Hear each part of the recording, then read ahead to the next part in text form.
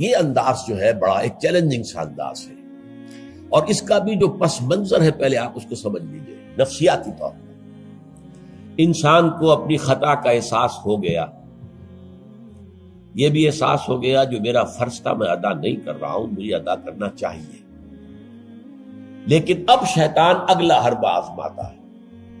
دیکھو ابھی فلاں کام پڑا ہے، ابھی فلاں کام ہے، ابھی بیٹیوں کے ہاتھ گیلے کرنے ہیں، ابھی یہ کرنا ہے، ابھی بچے تمہارے چھوٹے ہیں، ابھی تمہارے بیٹوں کی تعلیم کا مرحلہ ہے، میاں ہو جانا ٹھیک، بعد میں سارے تقاضے مطالبے پورے کر لینا، پہلے یہ ذمہ داریاں تو پوری کرو۔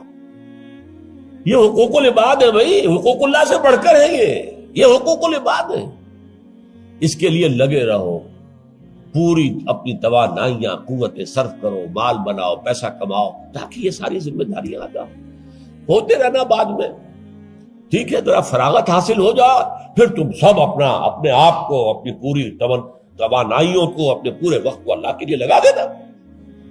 یہ ہے تاخیر اور تعویق، اس کا حربہ شیطان کا، یہ سب سے بڑا۔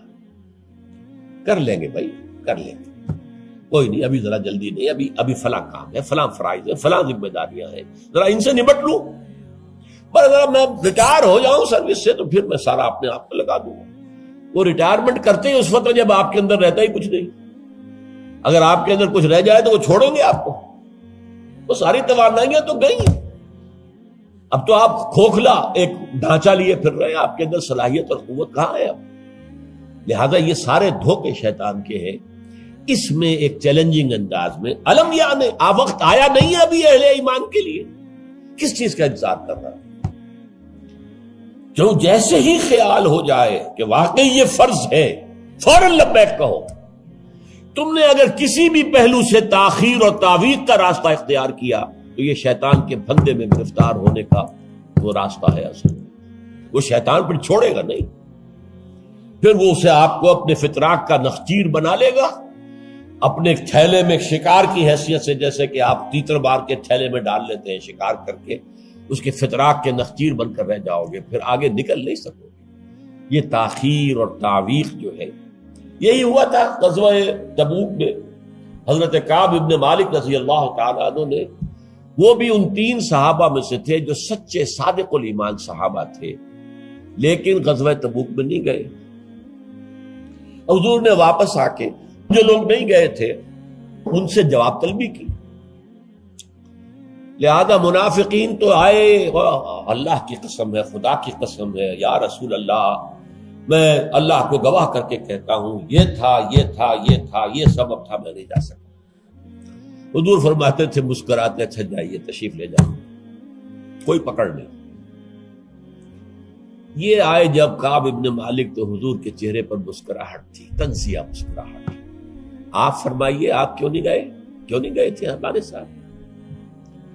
عرض کیا حضور میرے پاس بھی زبان ہے، میں بھی جھوٹ بول سکتا ہوں، لیکن آج میں جھوٹ بول کر آپ کی گرفت سے، آپ کی سرزنش سے اپنے آپ کو بچا لوں گا، لیکن قیامت میں کیا کروں؟ خدا کی قسم جتنا صحت مند میں اس زمانے میں تھا اتنا صحت مند کبھی نہیں رہا، یعنی کوئی بیماری مجھے آج نہیں لاحق نہیں تھی، اور جتنا فارغ البال میں اس زمانے میں تھا، ہر چیز میرے پاس تھی، اتنا فارغ البال میں کبھی نہیں رہا۔ لیکن حضور میرے نفس نے مجھے پٹی پڑھائی کہ حضور تو جائیں گے نا 30,000 کا لشکر لے کر، تو اس کی تو ایک خاص رفتار ہوتی ہے، تیز رفتاری سے تو نہیں جا سکتا، اور تمہارے پاس ہے بڑی مضبوط تکڑی اونٹنی ہے، تمہاری جو ناقہ ہے تمہاری وہ تو بہت جو ہے قوت والی ہے، لہذا ابھی 2-3 دن چلنے دو لشکر کو، پھر تیزی کے ساتھ دوڑا کر اپنی اونٹنی کو جا کے مل جانا۔ ہر روز صبح مجھے یہی نفس جو ہے پٹی پڑھاتا رہا کہ اچانک ایک دن میں نے محسوس کیا کہ اب تو چاہے میں کتنا ہی تیز دوڑ لوں آپ کے ساتھ نہیں مل سکتا، بس میں رہ گیا بیٹھ، اب جو صدا دوں۔ یہ ہے تاخیر و تعویق۔ انہیں سزا دی گئی، مقاطعہ، کوئی شخص اس سے بات نہ کرے۔ 3 صحابہ کا معاملہ ہے، یہ سورہ توبہ کے اندر تفصیل سے آیا ہے، اور صحیح بخاری کی طویل ترین احادیث میں سے پڑھنے کے قابل ہے کہ انہوں نے کیسے بیان کیا اپنے پورے معاملے کو۔ یہ نفس کیسے دھوکہ دیتا ہے؟ ابھی چند دن اور مدینے کے اندر اپنے نخلستان کی ٹھنڈی چھاؤں کے اندر آرام کر لو، چند دن اور، بھائی جانا ہے، بہت دور جانا ہے، تبوک جانا ہے، کوئی یہ 2 دن میں تو نہیں پہنچ جائے گے حضور، پھر دوڑ کر پکڑ لینا، ساتھ چل مل جانا۔ یہ دھوکہ شیطان کا، یہ دھوکہ نفس کا، یہ ہے الم یأن للذین آمنوا ان تخشع قلوبہم لذکر اللہ وما نزل من الحق۔ یہ سب کچھ تم نے 15 آیتیں اگر سورہ حدید کی پڑھ کر بھی تم نے اپنی گردن نیچے کر کے اپنے دل کو نہیں ٹٹولا تو اور کون سی ہدایت آئے گی، کہاں سے آئے گی؟ 15 آیتیں سورہ حدید کی پڑھ کر بھی، تو کیا ابھی وقت نہیں آیا اہل ایمان کے لیے؟ کس کا انتظار ہے؟ کس چیز کا انتظار ہے؟ الم یأن للذین آمنوا ان تخشع قلوبہم لذکر اللہ وما نزل من الحق۔ کیا وقت آ نہیں گیا اہل ایمان کے لیے کہ ان کے دل جھک جائیں اللہ کی یاد میں، اور جو کچھ حق میں سے نازل ہوا، ما نزل من الحق، یہ پورا قرآن الحق، اس میں سے جو یہ آیات نازل ہوئی ہیں یہ تم نے ابھی سن لی ہے، پڑھ لی ہیں، اس کے سامنے بھی دل نہیں جھکیں گے تو کب جھکیں گے؟ اس پر بھی اگر دل نہیں پگھلے تو کب پگھلیں گے؟ اس پر بھی اگر دل میں کوئی عزم اور ارادہ پیدا نہ ہوا کہ اپنی جان لگا دینی ہے، کھپا دینی ہے، ان صلاتی و نسکی و محیایا و مماتی للہ رب العالمین، اس پر بھی نہیں ہوا تو کب ہوگا؟ اور کون سی ہدایت آئے گی؟ فبأی حدیث بعدہ یؤمنون، اس قرآن کے بعد اور کون سی چیز کے یہ منتظر ہے جس پر یہ ایمان لائیں گے؟ الم یأن للذین آمنوا ان تخشع قلوبہم لذکر اللہ وما نزل من الحق۔ اور جیسا کہ میں نے تمہیدی جو میرا بیان تھا ان صورتوں کے بارے میں، اس میں عرض کیا تھا ان میں اہل کتاب سے خطاب نہیں ہے، اہل کتاب کو نشان عبرت کے طور پر پیش کیا گیا۔ دیکھو مسلمانوں، تم سے پہلے بھی ایک امت تھی، معمولی امت نہیں تھی، وہ امت جسے قرآن سند دے رہا ہے 2 دفعہ سورہ بقرہ کے اندر صرف، یا بنی اسرائیل اذکروا نعمتی التی انعمت علیکم وانی فضلتکم علی العالمین، اے بنی اسرائیل یاد کرو میرے اس احسان کو جو تم پر ہوا، میں نے تمہیں تمام جہان والوں پر فضیلت دی تھی۔ وہ قوم، وہ امت، امت موسیٰ، اس امت کو کتنی کتابیں دی گئی، تورات انہیں دی گئی، زبور انہیں دی گئی، انجیل انہیں دی گئی، امت تو ایک ہی ہے۔ یہ حضرت مریم اسرائیلی نہیں تھی کیا؟ تو چاہے باپ حضرت عیسیٰ کا کوئی نہیں ہے لیکن وہ حضرت مریم کے بیٹے ہیں، اسرائیلی، یہ اسرائیلی نبوت ہے جو چلی آ رہی ہے، حضرت موسیٰ اور ہارون سے شروع ہوئی ہے 1400 برس قبل، اور حضرت عیسیٰ اور یحییٰ پر آ کر ختم ہوئی ہے۔ یہ سلسلہ نبوت کا، سینکڑوں نبی آ گئے 1400 برس میں، تو آپ اندازہ کیجئے اتنی بڑی امت، لیکن اس کا حال کیا ہوا؟ وَلَا يَكُونُوا، دیکھو نہ ہو جائیں یہ اہل ایمان بھی كَالَّذِينَ أُوتُوا الْكِتَابَ مِن قَبْلُ، ان لوگوں کے مانند جن کو کہ کتاب دی گئی تھی ان سے پہلے، فَطَالَ عَلَيْهِمُ الْأَمَدُ، تو جب ان پر ایک طویل مدت گزر گئی، فَقَسَتْ قُلُوبُهُمْ، تو ان کے دل سخت ہو گئے۔ اس کا نقشہ کھینچا گیا ہے سورہ بقرہ میں، ثم قست قلوبکم فہی کالحجارۃ او اشد قسوہ، دیکھو اے بنی اسرائیل، اے یہودیوں، اس کے بعد تمہارے دل سخت ہوتے چلے گئے، بدکاری سے، غلط کاری سے، دنیا پرستی سے، شہوت رانی سے، زر پرستی سے دل سخت ہوتے چلے جاتے۔ حضور نے فرمایا جب انسان ایک گناہ کرتا ہے دل کے اوپر ایک داغ پڑتا ہے، اگر توبہ کرے گا تو صاف ہو جائے گا، توبہ نہیں کرے گا پھر گناہ کرے گا، پھر داغ پڑے گا، پھر پڑے گا، پھر داغ پڑے گا، پھر یہاں تک کہ پورا دل سیاہ ہو جاتا ہے۔ اور حضور نے اپنی مٹھی بند کر کے کہا ایسے ہو جاتا ہے، اب اس میں کوئی ہدایت داخل نہیں ہو سکتی، بند ہو گئی۔ اور جب یہ تھیلی بند ہوئی پھر اللہ کی مہر لگ گئی، ختم اللہ علی قلوبہم وعلی سمعہم طبع اللہ علی قلوبہم، اللہ نے مہر لگا دی ان کے دلوں کے اوپر۔ یہ مرحلہ آتا ہے کہ جب کہ فرمایا اب تمہارے دل پتھروں کے مانند، بلکہ او اشد قسوہ، پتھروں سے بھی زیادہ، فَإِنَّ مِنَ الْحِجَارَةِ لَمَا يَتَفَجَّرُ مِنْهُ الْأَنْهَارُ، پتھر تو ایسے بھی ہوتے ہیں جن میں سے چشمے پھوٹ بہتے ہیں.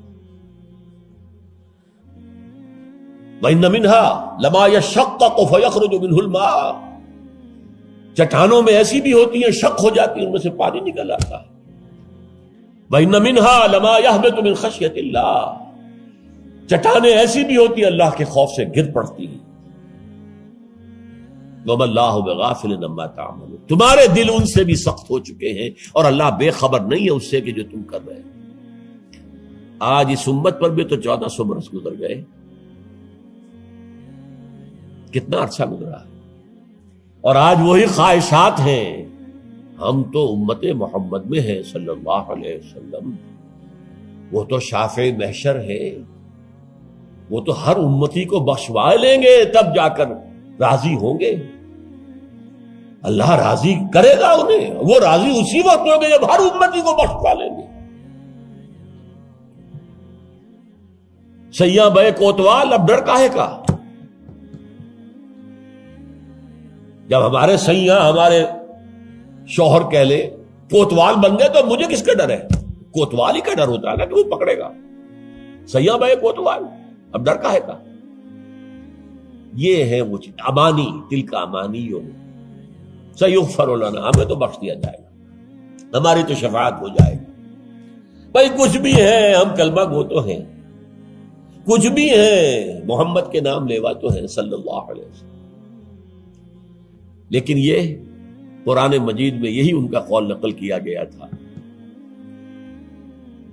یہود نے کہا تھا نحن ابناء اللہ واحباہ، ہم تو اللہ کے بیٹوں کے مانند ہیں، اس کے بڑے چہیتے ہیں.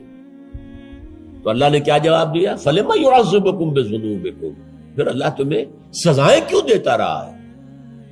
یہ نبوکدنضر کے ہاتھوں تمہیں کیوں پٹوایا؟ ہیکل سلیمانی کیوں برباد کروایا؟ یہ تم 100 برس تک اسیری میں رہے، بیبیلونیا میں، بابل میں، عراق میں، کیوں؟ تمہارا دوسرا جو تھا ہیکل بنایا تم نے، وہ بھی سن 70 میں گروا دیا ٹائٹس کے ہاتھوں. 1,33,000 ایک دن میں قتل کیے اس نے، ٹائٹس نے 1,33,000 یہودی یروشلم کے اندر ایک دن میں قتل کیے. اندازہ کیے. پچھلی صدی میں 60 لاکھ یہودی جرمنوں نے ختم کیے. 6 ملین. اور ان کو اب بھی یہی کر رہا ہے، we are the chosen people of the lord, ہم تو اللہ کے پسندیدہ بندے ہیں. یہی حال اس امت کا ہے. ہسپانیہ سے ایسے نکالے گئے کہ ایک بچہ تک نہیں بچا. تاتاریوں کے ہاتھوں کروڑ قتل ہوئے. یہ سب کچھ تمہارے ساتھ ہوا کہ نہیں؟ کروسیڈرز کے ہاتھوں تمہاری پٹائی کم ہوئی تھی؟ 88 برس تک بیت المقدس عیسائیوں کے قبضے میں رہا تھا کہ نہیں؟ تو غور کیجئے، دلوں کو نرم کیجئے، اور دلوں کو نرم کرنے کا ذریعہ بھی قرآن ہے. یا ایھا الناس قد جاءتکم موعظۃ من ربکم. موعظہ، واعظ کہتے ہیں اس کو جو دل کو نرم کرے، اس میں رقت پیدا کر دے. رقیق کہتے ہیں پتلی شے کو، رقیق مادہ، رقیق مادہ. دل سخت ہو جائے اسے نرم کرنے کی ضرورت ہے. اس کے لیے واعظ بھی سب سے بڑا قرآن. الم یان للذین آمنوا ان تخشع قلوبهم لذکر اللہ وما نزل من الحق ولا یکونوا کالذین اوتوا الکتاب من قبل. تمہارے سامنے موجود ہے. فطال علیہم الامد، پھر ان پر ایک مدت جب گزر گئی، فقست قلوبهم، تو ان کے دل سخت ہو. البتہ یہاں ایک واقعہ میں اور عرض کر دوں. ایک دل کی سختی وہ تھی جو یہودیوں کی ہو گئی تھی، یا ہم میں سے بھی بہت سو کی ہو چکی ہے. لیکن ایک اور دل کی سختی بھی ہوتی ہے، وہ اپنے احساس کی شدت کی بنا پر. یہ معاملہ حضرت ابوبکر کے ساتھ پیش آیا رضی اللہ تعالی. ان کے عہد خلافت میں ایک وفد آیا باہر سے. انہیں جب قرآن کی آیات سنائی گئیں تو ان کی آنکھوں سے آنسو بہ نکلے. حضرت ابوبکر نے فرمایا ہاکذا کننا حتی قست القلوب. ایسے ہی ہم بھی ہوتے تھے، قرآن سنتے ہی، قرآن پڑھتے ہوئے ہمارے آنکھوں سے آنسو جاری ہو جایا کرتے، یہاں تک کہ ہمارے دل سخت ہو گئے. معاذ اللہ، معاذ اللہ، یہ شدت احساس ہے۔ یقیناً یہ ہوتا ہے جب آدمی عادی ہو جاتا ہے تو وہ کیفیت نہیں رہتی۔ میں نے اللہ کے فضل و کرم سے 6 حج کیے، لیکن جو کیفیت پہلے حج کی تھی وہ پھر کبھی نصیب نہیں ہوئی۔ ویسے بھی یہ تھا کہ اس وقت تک ابھی اتنا ہجوم نہیں تھا۔ سن 62، اب آج سمجھیے 42 برس گزر چکے، تو اس وقت کا اور تھا معاملہ۔ اب جو ہے وہ ہجوم جو ہے وہ اس میں کبھی انسان کو اپنے اندر جھانکنے کا، کہیں تنہائی میں بیٹھ کر یاد کرنے کا موقع نہیں ملتا، لیکن وہ تھا۔ لیکن ویسے بھی بات یہ ہے کہ ایک آدمی، اب جو لوگ وہاں رہتے ہیں مکے میں رہنے والے، ان میں سے اکثر کو ہم دیکھتے ہیں وہ خانہ کعبہ کا، اس اصل چوکور گھر کا بھی کوئی ادب نہیں کرتے۔ وہ تو ہر وقت ان کے نگاہوں کے سامنے عادی ہو گئے۔ تو ایک شکل یہ ہوتی ہے کہ جو ایک تعامل کثرت کے ساتھ جب ایک بات ہو رہی ہو تو پھر اس کی وہ تاثیر نہیں رہتی۔ تو فرمایا فقست قلوب، حضرت ابو بکر کا بھی وہ احساس کی شدت جو تھی، جیسے حضور نے فرمایا انہ لیغان علی قلبی، میرے دل پر بھی کبھی کبھی حجاب سا طاری ہو جاتا ہے۔ معاذ اللہ، کیسا حجاب؟ اب اس حجاب کے لفظ سے دھوکہ نہ کھا جائیے کہیں۔ ایک حجاب میرا اور آپ کا ہے، ایک حجاب محمد رسول اللہ صلی اللہ علیہ وسلم، کہ وہ جو اللہ کی طرف توجہ کی انٹینسٹی ہے، انٹینسٹی اس میں تھوڑی سی کمی بھی ہو گئی تو اسے آپ حجاب سے تعبیر کریں۔ ہمیں تو وہ کیفیت ہی میسر نہیں ہو سکتی، لیکن اس انٹینسٹی کے اندر، یہ لفظ انٹینسٹی انگریزی کا بار بار بول رہا ہوں، اس کی شدت، لیکن شدت کے لفظ کے اندر جو ہے وہ اتنا مفہوم نہیں آتا جتنا انٹینسٹی کے لفظ میں۔ وہ انٹینسٹی جو ہے اس میں ذرا سی کمی ہوئی، حضور پریشان ہو گئے۔ وَإِنَّهُ لَيُغَانُ عَلَىٰ قَلْبِي وَإِنِّي لَأَسْتَغْفِرُ اللَّهَ 70 مرة فِي كُلِّ يَوْمٍ، اور ہر روز میں 70 مرتبہ استغفار کرتا ہوں اللہ کے نام۔ تو کیا آپ گناہ کرتے تھے؟ معاذ اللہ۔ یہ ذرا سی اس توجہ کی شدت میں، انٹینسٹی میں ذرا سی کمی ہوئی، اسے بھی آپ حجاب سے تعبیر کرتے۔ تو یہی ہے مفہوم حضرت ابو بکر کے اس قول کا۔ لیکن ایک ہے قساوت قلبی، معصیت کی وجہ سے، دنیا پرستی کی وجہ سے، نفس پرستی کی وجہ سے، زر پرستی کی وجہ سے، شہرت پرستی کی وجہ سے، اقتدار پرستی کی وجہ سے، یہ پرستشیں جو ہے یہ جو دل کو سخت کرتی ہیں تو وہ پتھر اور چٹان سے زیادہ سخت ہو جاتا ہے۔ ثم قست قلوبکم فہی کالحجارۃ او اشد قسوۃ وان من الحجارۃ لما يتفجر منه الانہار وان منها لما يشقق فيخرج منه الماء وان منها لما يهبط من خشیۃ اللہ وما اللہ غافل عما تعملون وکثیر منهم فاسقون۔ اب ان میں سے اکثریت جو ہے وہ فاسقوں اور فاجروں پر مشتمل ہے۔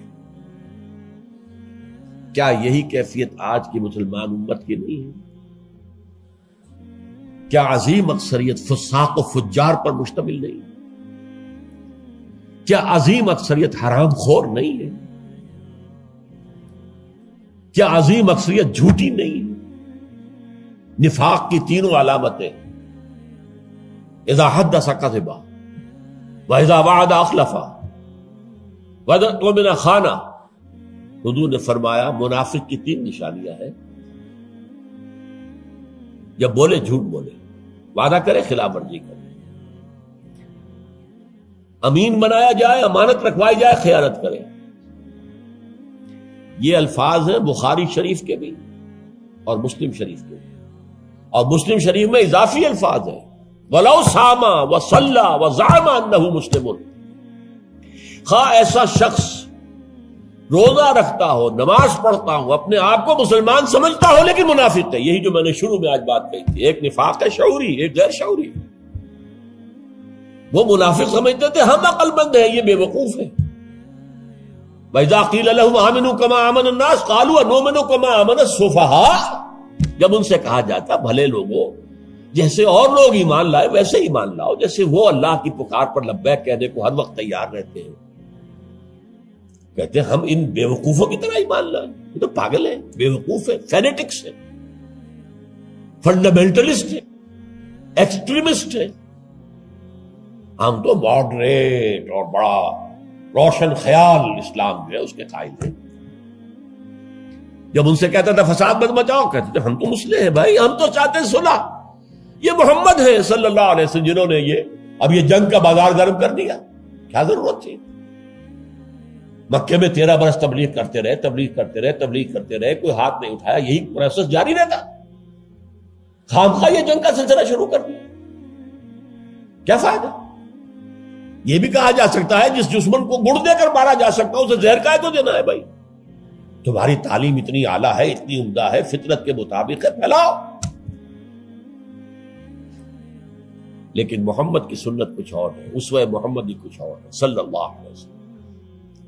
اس کے لیے منہج انقلاب نبوی میری کتاب کا مطالعہ کیا، تب پتہ چلے گا انقلاب کسے کہتے ہیں. اور یہ رسول انقلاب تھے صلی اللہ علیہ وسلم. بہرحال کثیر منہم فاسقون، جو بات کہی گئی ان اہل کتاب کے لیے اس وقت، آج وہ ہم پر راست آ رہی ہے. اللہ تعالی ہمیں اس سے نکلنے، توبہ کرنے، اللہ کی جناب میں سر جھکانے، اللہ کی کتاب کے سامنے سر جھکانے کی اللہ تعالی ہمیں توفیق عطا فرمائے.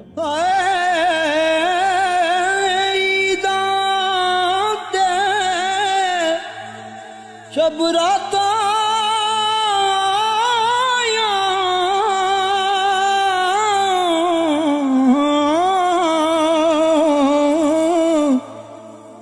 سب لوگ گران آئے،